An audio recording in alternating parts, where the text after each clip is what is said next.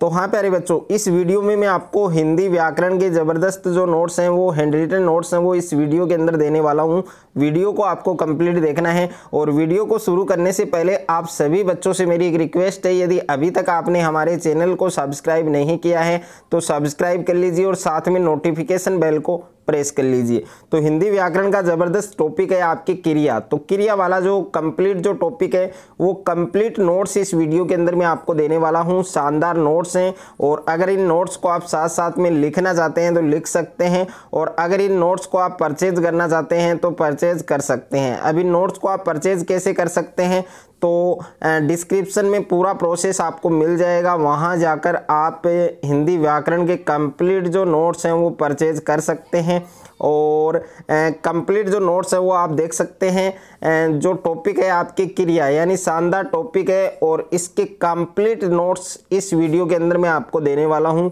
तो वीडियो को आपको कंप्लीट देखना है और इसके अलावा आपको कुछ भी नहीं पढ़ना पड़ेगा। अगर आपने इस वीडियो को कंप्लीट देख लिया तो इसके अलावा हिंदी व्याकरण की कोई भी बुक आपको नहीं पढ़नी पड़ेगी। और सबसे पहले हम बात करेंगे कि क्रिया क्या होती है, क्रिया की क्या परिभाषा है, क्रिया के प्रकार, तो कंप्लीट नोट्स आपको मिलने वाले हैं। तो सबसे पहले हम बात करेंगे क्रिया की परिभाषा, यानी क्रिया किसे कहते हैं, इसकी क्या परिभाषा होती है। तो वाक्यों में प्रयुक्त जिन शब्दों से किसी कार्य के होने, करने, कराने या किसी व्यक्ति की स्थिति और दशा का बोध होता है उसे हम क्या कहते हैं, क्रिया कहते हैं। यानी क्रिया की परिभाषा क्या होती है, वाक्यों में प्रयुक्त जिन शब्दों से किसी कार्य के होने, करने, कराने या किसी व्यक्ति की स्थिति और दशा का बोध होता है उसे हम क्या कहते हैं, क्रिया कहते हैं।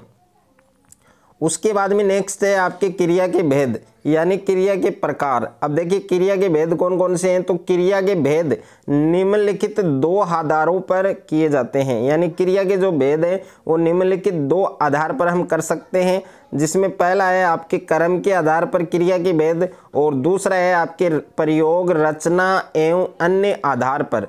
तो देखिए सबसे पहले हम बात करेंगे कि कर्म के आधार पर क्रिया के भेद।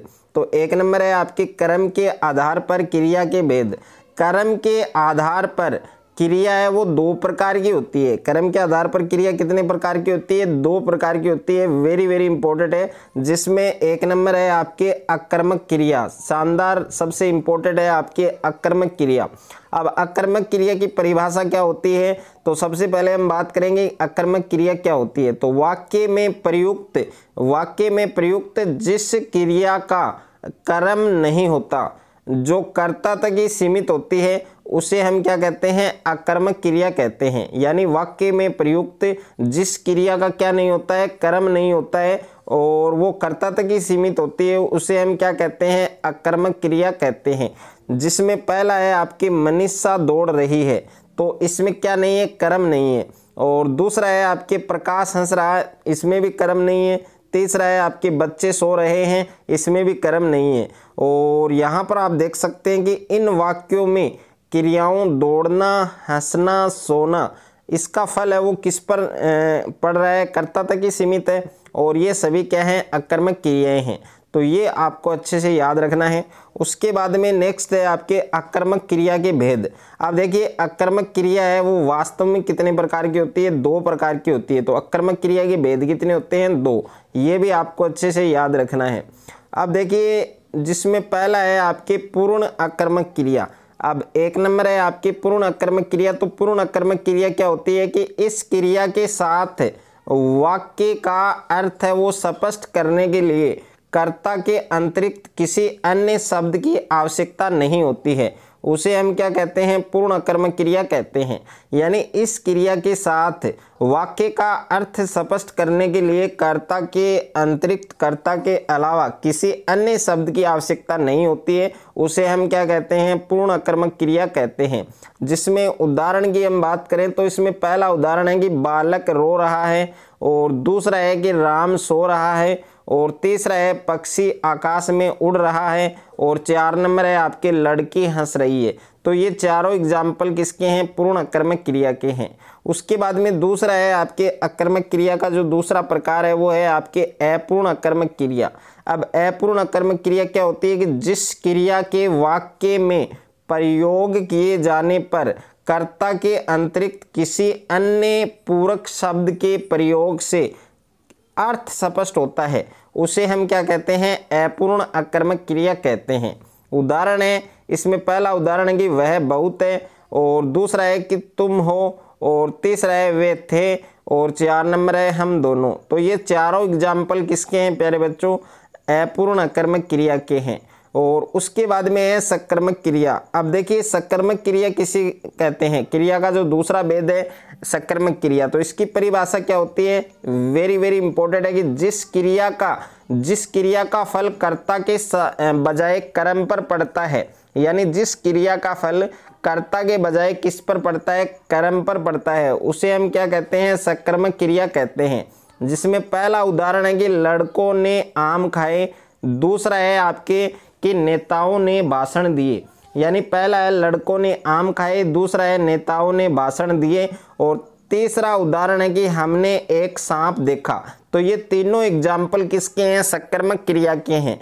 और यहाँ पर इस नोट को आपको जरूर पढ़ना है कि इन वाक्यों में आम, भाषण और सांप क्या है, कर्म है, जिन पर खाना, देना और देखना क्रियाओं का फल है वो पड़ रहा है। ये आपको अच्छे से याद रखना है। उसके बाद में नेक्स्ट है आपके कि सकर्मक क्रिया के भेद। तो सकर्मक क्रिया है, उसके कितने भेद होते हैं, कितने उपभेद होते हैं, ये आपसे पूछा जा सकता है। तो सकर्मक क्रिया के 3 उपभेद होते हैं।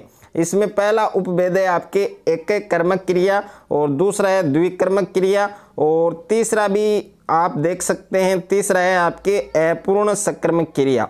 तो इसमें हम पहले बात करेंगे कि एक कर्मक क्रिया क्या होती है।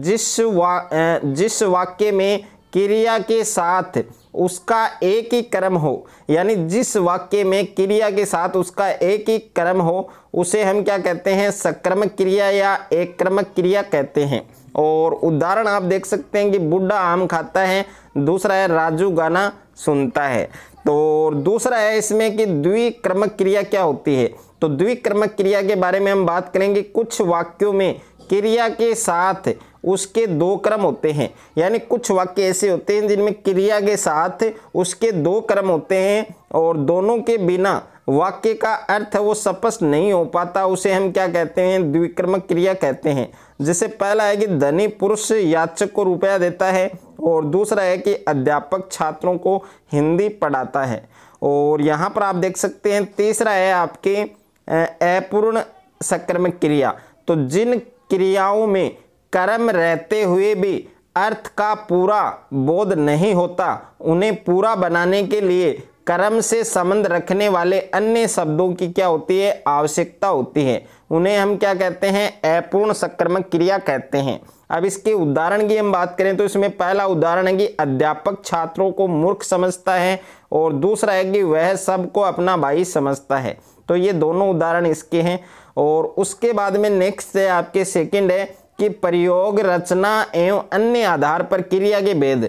तो प्रयोग, रचना और अन्य आधार पर क्रिया है, उसके कौन कौन से भेद हैं। तो इसमें पहला है संयुक्त क्रिया। अब संयुक्त क्रिया क्या होती है कि 2 या 2 से अधिक धातुओं के योग से बनने वाली क्रियाएं क्या कहलाती हैं, संयुक्त क्रियाएं कहलाती हैं। यानी 2 या 2 से अधिक धातुओं के योग से बनने वाली क्रियाएं हैं वो क्या कहलाती हैं, संयुक्त क्रियाएं कहलाती हैं। जैसे इसमें पहला उदाहरण है कि उसे बच्चा खेलता दिखाई दिया, और दूसरा उदाहरण है कि वे नाश्ता कर चुके हैं। तो ये दोनों उदाहरण किसके हैं, संयुक्त क्रिया के हैं।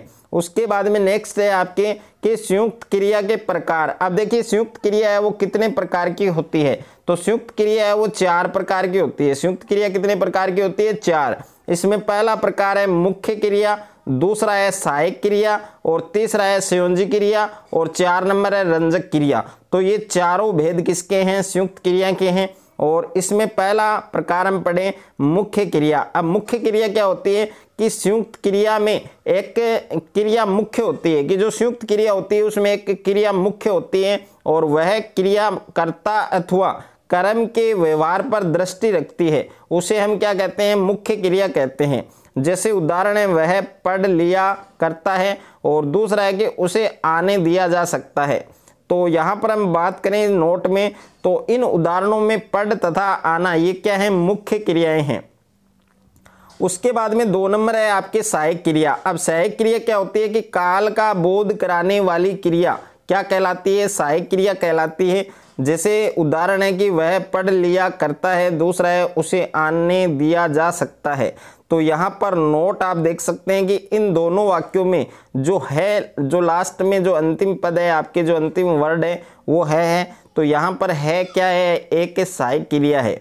और उसके बाद में 3 नंबर है आपके संयोजी क्रिया। अब संयोजी क्रिया क्या होती है कि संयोजी क्रियाएं हैं वो मुख्य क्रिया के पक्ष उसकी वर्ती तक वाच्य की क्या देती हैं, सूचना देती हैं, उसे हम क्या कहते हैं, संयोजी क्रिया कहते हैं।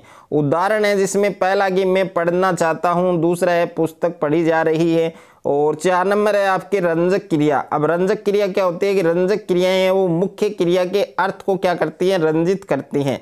उदाहरण है काम कर आना, दूसरा है काम बन गया, तीसरा है जल्दी आ जाना, 4 नंबर है मार डालना। तो ये चारों उदाहरण किसके हैं, रंजक क्रिया के हैं। उसके बाद में है समापिका क्रिया। अब समापिका क्रिया क्या होती है कि जो क्रिया वाक्य को समाप्त करती है और वाक्य के अंत में होती है उसे हम समापिका क्रिया कहते हैं। और नोट आप देख सकते हैं कि इन क्रियाओं का संबंध किससे होता है, कर्ता से होता है।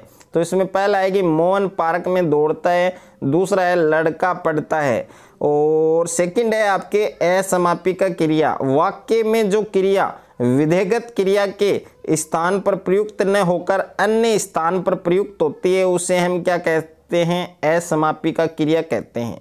उदाहरण है कि सामने बहता हुआ कमल अच्छा लग रहा है, और दूसरा है कि मैं अध्यापक से मिलकर अभी लौटा हूँ। उसके बाद में है प्रेरणार्थक क्रिया। अब देखिए प्रेरणार्थक क्रिया क्या होती है कि जिस वाक्य में कर्ता स्वयं किसी कार्य को न करके किसी अन्य से उसे कराता है वहाँ क्रिया प्रेरणार्थक होती है। जिसमें उदाहरण है पहला अध्यापक ने बच्चों से गीत गवाया, और दूसरा है अधिकारी ने बाबू से पत्र लिखवाया। तो ये दोनों उदाहरण इसके हैं। और उसके बाद में नेक्स्ट है आपके पूर्वकालिक क्रिया। अब पूर्वकालिक क्रिया क्या होती है कि जब कर्ता एक क्रिया समाप्त करके दूसरी क्रिया करता है तो पहले समाप्त हुई क्रिया क्या कहलाती है, पूर्वकालिक क्रिया कहलाती है। इसमें नोट है, नोट को जरूर पढ़ना है कि इसमें पहली और दूसरी क्रिया के बीच कर लगा रहता है, यानी पहली क्रिया और दूसरी क्रिया के बीच क्या लगा रहता है, कर। तो यहाँ पर उदाहरण देख सकते हैं कि वह स्नान कर भोजन करता है। तो इसमें पहली क्रिया और दूसरी क्रिया के बीच क्या लगा है, कर। और दूसरा उदाहरण है कि तुम पढ़कर सोते हो। तो यहाँ पर पहली क्रिया और दूसरी क्रिया के बीच क्या लगा है, कर। तो इसमें कौन सी क्रिया होगी, पूर्वकालिक क्रिया होगी। अब हम बात करें क्रिया के वाच्य। अब यानी क्रिया के वाच्य हैं तो वाच्य क्या होता है, वाच्य के 3 भेद होते हैं। इसमें पहला है कृतवाच्य, दूसरा है क्रमवाच्य, तीसरा है भाववाच्य। ओके, तो ये आप देख सकते हैं सबसे इंपॉर्टेंट टॉपिक है आपके क्रिया के वाच्य। तो क्रिया के वाच्य हैं, वाच्य के 3 भेद होते हैं, कृतवाच्य, क्रमवाच्य और भाववाच्य। तो सबसे पहले हम बात करेंगे कृतवाच्य की। यानी कृतवाच्य क्या होता है, तो जिस वाक्य की क्रिया का प्रयोग उसके कर्ता के अनुसार होता है, यानी जिस वाक्य की क्रिया का प्रयोग उसके कर्ता के अनुसार होता है उसे हम क्या कहते हैं, कृतवाच्य कहते हैं। और नोट आपको जरूर पढ़ना है कि कृतवाच्य की क्रिया का लिंग, वचन और पुरुष अपने कर्ता के लिंग, वचन और पुरुष के अनुसार होते हैं। उदाहरण है कि मैं आम खाता हूँ, दूसरा है पिताजी बाजार गए।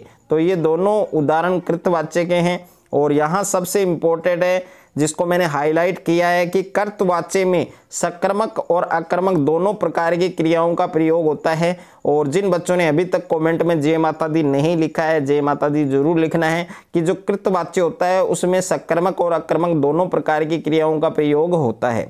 उसके बाद में सेकंड है आपके क्रमवाच्य। आप देखिए क्रमवाच्य क्या होता है, तो जिस वाक्य की क्रिया का प्रयोग उसके कर्ता के लिंग, वचन और पुरुष के अनुसार न होकर उसके कर्म के लिंग, वचन तथा पुरुष के अनुसार होता है उसे हम क्या कहते हैं, क्रमवाच्य कहते हैं। इसमें पहला उदाहरण है कि मेरे द्वारा आम खाया जाता है, दूसरा है श्री कृष्ण द्वारा कंस को मारा गया, और कर्मवाच्य में सकर्मक क्रियाएं हैं उनका प्रयोग किया जाता है।